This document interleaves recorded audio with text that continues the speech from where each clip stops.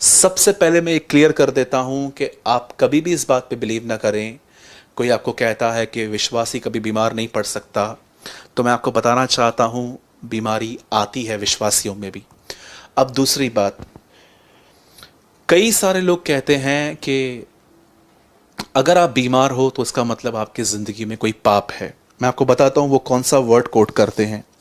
इस समय आपके स्क्रीन पर एक वर्ड आ रहा है, जॉन 5 वर्स 13, 5 का 13, यूहन्ना। यहाँ यीशु कहते हैं, परंतु जो चंगा हो गया था वह नहीं जानता था कि वो कौन है, क्योंकि उस जगह में भीड़ होने के कारण यीशु वहां से हट गए थे।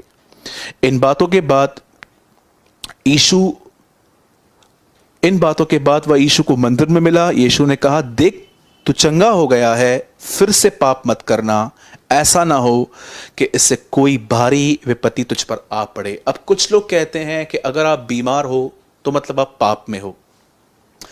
यीशु मसीह ने जरूर इस आदमी से यह बात कही कि तू फिर पाप मत करना, लेकिन मैं आपको बताना चाहता हूं यीशु ने हर एक से यह नहीं कहा था। एक को देखकर कहा कि यह बीमारी इस परमेश्वर की महिमा के लिए है। इसको देखकर प्रभु ने कहा कि फिर पाप मत करना। मेरे भाइयों और बहनों, मैं ये पूर्ण हृदय से बिलीव करता हूं कि बीमारी जो है पाप के कारण आ सकती है, लेकिन मैं बिल्कुल इस बात पर विश्वास नहीं करता कि हर बार बीमारी पाप की वजह से आती है। और अगर हमारे जिंदगी में कोई पाप है तो मैं आपको कहना चाहता हूं, आपको डरने की जरूरत नहीं है। परमेश्वर दयालु है, वो आपको माफ करेगा और वो आपकी उन्नति भी करेगा। आप सिर्फ उसके सामने मान लीजिए कि हाँ प्रभु, मुझ में पाप है, मैं जानता हूं प्रभु जी, मुझ में कुछ गलतियां हैं प्रभु जी, कुछ चीजें ऐसी हैं जिससे आपने मुझे अवेयर किया है ऑलरेडी, पर मैं नहीं छोड़ पा रहा हूं। आप उसके सामने ईमानदार होकर अपना सब कुछ निकाल दीजिए। लेकिन मैं विशेष आज मैं बात करना चाहता हूं कि कुछ लोग कहते हैं कि बीमारी सिर्फ पाप के कारण ही आती है। तो मेरे भाइयों और बहनों, ये गलत है। हमेशा बीमारी पाप करने के कारण नहीं आती है, पर हां, बीमारी पाप करने के कारण भी आती है, लेकिन हमेशा नहीं आती है। इसीलिए मैं आपको कहूंगा, किसी का भी न्याय न करें, पहले ही बातों को सुन लें, समझ लें और प्रार्थना करें कि प्रभु आपको बात समझाए कि ये व्यक्ति क्यों बीमार है। अब जो मेन रीजन जो मैं आपको बताना चाहता था, जिस पर मैं बिलीव करता हूं कि अधिकतर लोग इस बात की वजह से बीमार हैं और वो कैसे चंगे हो सकते हैं, वो आज मैं जिक्र करना चाहता हूं। और इस वचन को आपके लिए स्क्रीन पर लगा रहा हूं, मैथ्यू 6:27। मैंने अपने नोटबुक में रेफरेंस नोट किए हैं। तुम में कौन है जो चिंता करके अपनी आयु में एक घड़ी भी बढ़ा सकता है। अब यहां पर जिक्र देखिए क्या है, आयु की और चिंता की। आयु और चिंता। अब देखिए, इन दिनों में आप ये देख रहे हैं लोग कैसे अपनी उम्र से पहले मर रहे हैं। आज से बहुत टाइम पहले मैं अपने एक मित्र के साथ कहाँ जा रहा था, अपने दोस्त के साथ। तो मैं डबल सीट थे, मैं पीछे बैठा था, वो आगे थे। रास्ते पर एक बहन चल रही थी और हम हॉर्न दे रहे थे कि वो वहाँ से हटे, लेकिन वो नहीं हट रही थी। हमने साइड से गाड़ी निकाली और जब हमने उसकी तरफ देखा, वो हमें इतनी परेशान दिख रही थी। वो अपने आप से कुछ बात कर रही थी, उसका मन सोचने में इतना बिजी था कि वो उसको पता ही नहीं चल रहा था कि वो रास्ते के बीचों बीच चल रही है। तब हमने उससे कहा, बहन आप मेन रोड से चल रहे हो, आप साइड हो जाओ। अब देखिए, चिंता इंसान को अंधा कर देती है। मैं आज आपको बताना चाहता हूं, जैसे कि मैंने पहले क्लियर किया कि हाँ, बीमारी पाप के लिए आती है, पाप की वजह से आती है, लेकिन हर बार नहीं। अब मैं आपको जो मुख्य रीजन बता रहा हूं कि क्यों बहुत सारे लोग बीमार हैं और वो कैसे चंगे हो सकते हैं, उसके लिए मैंने आपके लिए एक वर्ड कोट किया, चिंता करके हम अपनी एज में ग्रो नहीं हो सकते, बढ़ नहीं सकते। अब मैं आपको एक एग्जांपल देना चाहता हूं। बाइबल ऐसा बताती है कि परमेश्वर ने आकाश और पृथ्वी की रचना की और परमेश्वर ने उसके बाद एक अदन की वाटिका नामक एक जगह बनाई जहां पर उसने आदम और हवा को रखा। अब सभी जानते हैं कि परमेश्वर ने वहां पर बहुत सारे पेड़ लगाए थे, पर परमेश्वर ने उन्हें एक पेड़ में से खाने के लिए मना किया था। लेकिन जब आदम ने उसमें से खाया, वे दूर हो गए, हवा ने खाया, वो दूर हो गए और वो प्रभु की उपस्थिति में से हमेशा के लिए चले गए। आप जानते हैं, जब हवा वहां पर थी और शैतान सांप के रूप में उससे बात करने के लिए आया, आप जानते हैं, जो चीज परमेश्वर ने आदम से दूर रखी थी, हवा से दूर रखी थी, शैतान ने उसी चीज को फोकस बनवाया और हवा के माइंड को उस तरफ लगाया और थॉट्स डाले और उसको बहका दिया। मेरे भाइयों और बहनों, शैतान भी वही है, तरीके भी वही हैं। आज हमारे जिंदगी के अंदर हमारे माँ बाप हैं, हमारे भाई बहन हैं, हमारा परिवार है, हमारे दोस्त यार हैं, हमारे पास एक नौकरी है जिससे हमारा घर भी चल रहा है, खुदा हमें उसमें से बरकत दे रहा है। ये सारी चीज़ें हमें परमेश्वर ने दे रखी हैं, पर फिर भी देखिए, जो चीज़ हमारे पास है वो हमें नहीं दिख रही है। हमारे पास परिवार है, माता पिता हैं, दोस्त हैं, हमें परमेश्वर ने पहनने के लिए कपड़े दिए हैं, खाने के लिए भोजन दिया है, हम सांस ले पा रहे हैं, हमारे आंखों में रोशनी है, हमारे पास बीमारी नहीं है, ये हम नहीं देख पा रहे हैं। लेकिन जो चीज़ हमारे पास नहीं है वही चीज़ हमारे सामने लाई जाती है ताकि हम उसके बारे में सोचें, सोच सोच के परेशान हो और परेशान होने के बाद हम डिप्रेस हों और हम आहिस्ते आहिस्ते बीमार पड़ के हम दवाइयों पे डिपेंड हो जाएं। मेरे भाइयों, मेरी बहनों, मैं आपको एक सत्य घटना बताता हूँ। आज से कुछ समय पहले मैं भारत में एक जगह पे मैं किसी की चर्च में मिनिस्ट्री कर रहा था, सेवा कर रहा था। कई सारे लोग आए मिलने के लिए और उन्होंने, कुछ लोगों की रिक्वेस्ट बहुत जेन्युइन थी। मैंने सुनने के बाद मुझे लगा कि हाँ, ये व्यक्ति सच में प्रॉब्लम में है। पर मैंने कईयों को देखा कि उनकी जो रिक्वेस्ट थी उसमें लालच था। एक बहन आई, उन्होंने कहा, भैया हमारे गांव में एक बहुत बड़ी ज़मीन पड़ी हुई है, वो में मिल नहीं रही है, हमने ये किया है, हमने वो किया है, प्लीज़ आप हमारे लिए प्रार्थना करें। मैंने उनसे पूछा, अगर आपके पास ज़मीन वहाँ नहीं मिल रही है तो आपके पास यहाँ रहने के लिए क्या है? बोला, यहाँ पर तो रहने के लिए बहुत कुछ है, हमारी बहुत प्रॉपर्टी है। मैं देख रहा था कि कैसे लालच ने इंसान को ब्लाइंड कर दिया है। बाइबल बताती है, जो कुछ तुम्हारे पास है उसी में संतुष्ट रहो, क्योंकि ना हम कुछ लाए थे ना कुछ ले जाएंगे। मेरे भाइयों और बहनों, मैं आपसे एक सवाल पूछना चाहता हूं, क्या आप अदन की वाटिका के अंदर इस चीज को लर्न कर पाए हैं? मैं आपको होमवर्क देता हूं, प्लीज आज की रात सोने से पहले जेनेसिस का चैप्टर 3, उत्पत्ति, पैदाइश की तीसरा चैप्टर है, उसको पूरा पढ़ लीजिए। बाइबल बताती है कि परमेश्वर ने उन्हें इतने अच्छे घर में रखा था, अपने बच्चों को। जब शैतान वहां पर आया, उसने हवा को देखो किस तरह बहकाया। वो उसको कहता है, क्या ये सच है कि तुम किसी भी फल को मत खाना? तब हवा कहती है, नहीं, हम सब खा सकते हैं एक को छोड़कर। तब वो उसको कहता है, नहीं, कुछ नहीं होगा, खाओ, तुम न मरोगे, उल्टा तुम खुदा के तुल्य उसके समान हो जाओगे। और हवा ने उसे खाया। क्यों? शैतान ने उसे क्यों उसे वही प्रोवोक किया जो मना किया गया था। इतने सारे ऑल फ्रूट्स थे, क्या शैतान ने उसके बारे में कुछ कहा? नहीं, उसी चीज के विषय में जो चीज एक्चुअली खुदा ने उनको नहीं दी थी। आपको मैं पूछना चाहता हूं, कभी आपने सोचा है कि आप क्यों बीमार हैं? आपके बीमारी का रीजन क्या है? मेरे भाइयों और बहनों, हर व्यक्ति जो इन दिनों में बीमार है, मैं फिर से कहता हूं, मैं ये नहीं कहता हूं कि बीमारी पाप के कारण नहीं आती है, लेकिन अधिकतर लोग इन दिनों में जानते हो क्यों बीमार हैं? वो है अधिक सोचने की वजह से, बिकॉज ऑफ ओवर थिंकिंग।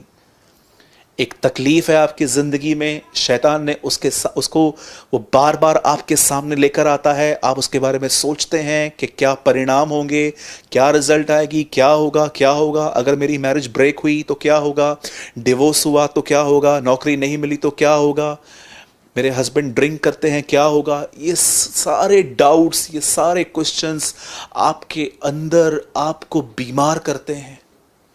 मैंने कितने लोगों को देखा है, खुद से बात करते हैं, बैठे रहेंगे, एक ही चीज को 10-10 मिनट निहारेंगे, फिर कुछ और सोचेंगे, फिर ये करेंगे।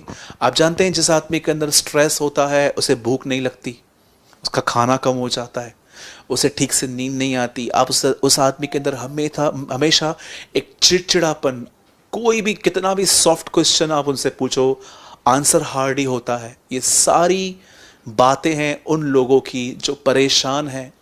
और मैं आपको बताना चाहता हूँ 90% लोग आज बीमार जानते क्यों हैं? क्योंकि वो अधिक सोच रहे हैं, वो टेंशन ले रहे हैं। मैं आपसे अलग नहीं हूँ, मैं भी कभी कभी परेशान हो जाता हूँ और फिर मेरी हेल्थ पे इफ़ेक्ट आता है, फिर मैं वही तरीका अपनाता हूँ जो अब मैं आपको बताना चाहता हूँ। अगर आप इन दिनों में किसी भी बीमारी से अगर आप हैं, तो सबसे पहले अपना माइंड सेट चेंज कीजिए। मुझे ऐसे ही जीना है, मुझे हमेशा ऐसे ही जीना है। मेरे भाइयों, मेरी बहनों, ये कन्फेशन मत कीजिए। मैं आपको कहना चाहता हूं, परमेश्वर, मैं दवाइयों के बिल्कुल भी खिलाफ नहीं हूं, याद रखिएगा। कई लोग कहते हैं कि आप दवाई ले सकते हो कि नहीं, बिल्कुल मैं दवाइयों के खिलाफ नहीं हूं। यीशु ने कहा वैद भले चंगों के लिए नहीं, बीमारों के लिए है। यीशु ने भी वैद की बात की थी। ओल्ड टेस्टामेंट के अंदर एक आदमी की फोड़ी एक अंजीर की टिक्की लगाकर ठीक हुई थी। पॉल भी तिमुथियुस को कहता है कि पेट की प्रॉब्लम अगर है तो तू थोड़ी थोड़ी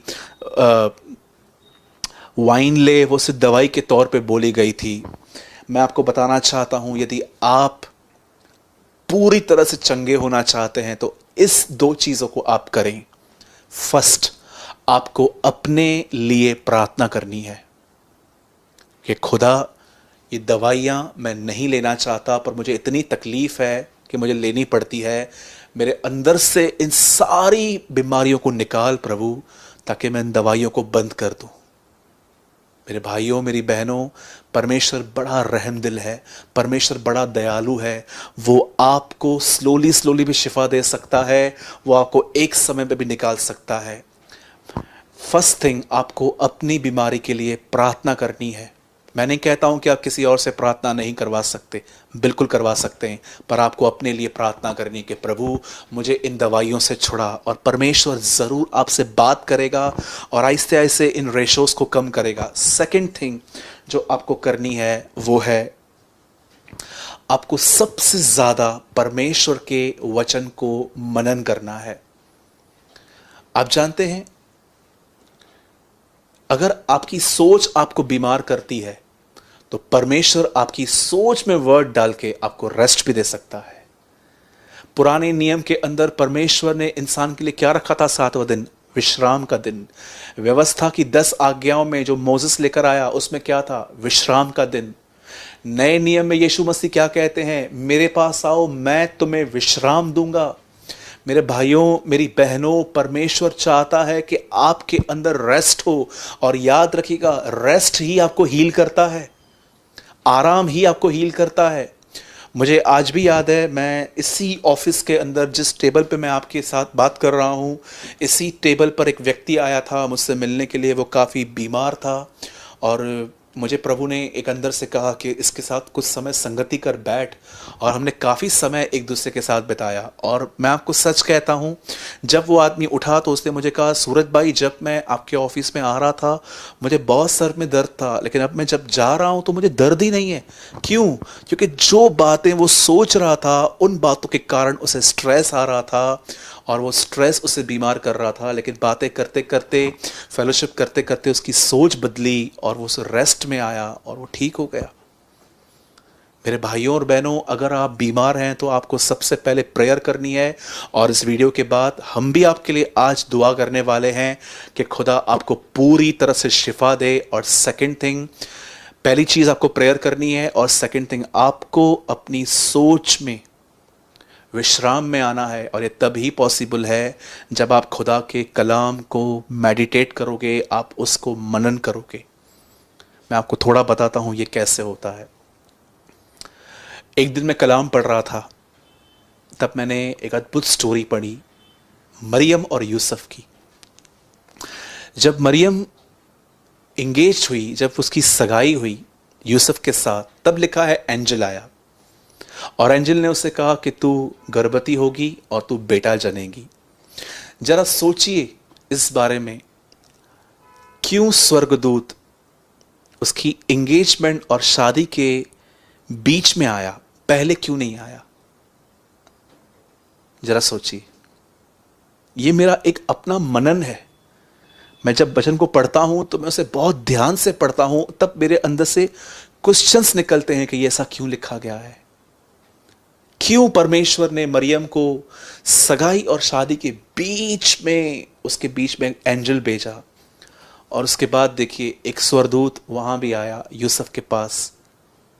मेरे भाइयों और बहनों, परमेश्वर मरियम के थ्रू यीशु मसीह को लेकर आए हैं, लेकिन याद रखिए मरियम की भी परीक्षा हुई।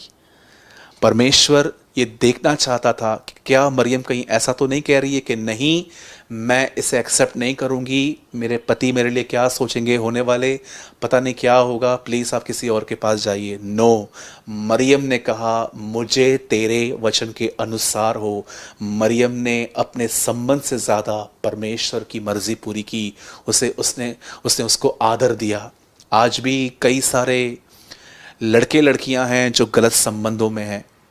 जब खुदा उनके अंदर बहुत बार उनके कॉन्शियस में कहता है ये ठीक नहीं है, ये ठीक नहीं है, पर आज बहुत सारे लोग ऐसे भी हैं जो बिल्कुल भी परमेश्वर को आदर नहीं देते, पर वो अपने संबंधों को आदर देते हैं। जिन्होंने गलत बातों को छोड़ के खुदा को आदर दिया है, ऐसे भाई बहनों को, ऐसे यंग लोगों को मैं सैल्यूट करता हूँ। परमेश्वर पिता ने मरियम को भी परखा था एक्चुअली कि वो क्या कहेगी, लेकिन मरियम ने अपनी सब बातें छोड़ी। मरियम एक भली स्त्री थी, उसे प्रभु की मर्जी पूरी की। मेरे भाइयों, मेरी बहनों, जब आप वचन को मनन करोगे, उसको मेडिटेट करोगे, आप उसमें बिजी रहोगे, आपको पता भी नहीं चलेगा कि आपकी बीमारी कैसे चली गई है। दो चीजें, pray and meditate, focus on God's word. ऐसा लिखा है भजन संहिता में, वह अपना वचन बेचकर उन्हें चंगा करता है। यही तरीका है। मैं विश्वास करता हूं आज आपके बहुत सारे डाउट्स क्लियर हुए होंगे, बहुत सारी बातें आपकी क्लियर हुई होंगी। आइए मैं आपके लिए आज प्रेयर करूंगा, और ये एक हीलिंग प्रेयर है आपके लिए। मैं बिलीव करता हूं अगर हो सके तो प्लीज, अगर आपके खानदान में या आपके परिवार के अंदर कोई भी बीमार है, प्लीज उन तक ये वीडियो पहुंचाइए, क्योंकि ये वीडियो न केवल सिर्फ एक प्रेयर है, पर वर्ड और प्रेयर एक पूरा एक पैकेज की तरह है कि सब कुछ हमने इसमें बताया है। जो भी इसको सुनेगा वो ब्लेस्ड होगा, वो अपनी बीमारियों से शिफा पाएगा। और मैं चाहता हूं इस समय आप जहां कहीं भी बैठे हैं, मैं विनती करता हूं, आपके बदन में जिस भी हिस्से में आपको दर्द है, तकलीफ है, बीमारी है, आप उसको हाथ लगाइए, अपना राइट हैंड लगाइए। Thank you Lord my God. धन्यवाद यीशु मसीह। पिता, हम प्रार्थना करते हैं आपके बेटे हमारे उद्धारकर्ता यीशु मसीह के नाम में। वही तो तेरे सारे अधर्मों को क्षमा करता है और तेरे सारे रोगों को चंगा करता है। जितनी बीमारियां तूने मिस्र पर भेजी हैं, यदि हम आपकी आज्ञाओं को मानते हैं तो वो हम पर नहीं पड़ती प्रभु। मती कहता है कि यशाया नबी ने यह भविष्यवाणी की थी कि वही हमारी निर्बलताओं और बीमारियों को उठा लेगा, सह लेगा, और उसी के मार खाने से हम चंगे होंगे। प्रभु, इन आशीषित वचनों को लेकर हर वो व्यक्ति जो हमें देख रहा है, हम उसके लिए घोषणा करते हैं कि वो यीशु के नाम में चंगा हो जाए।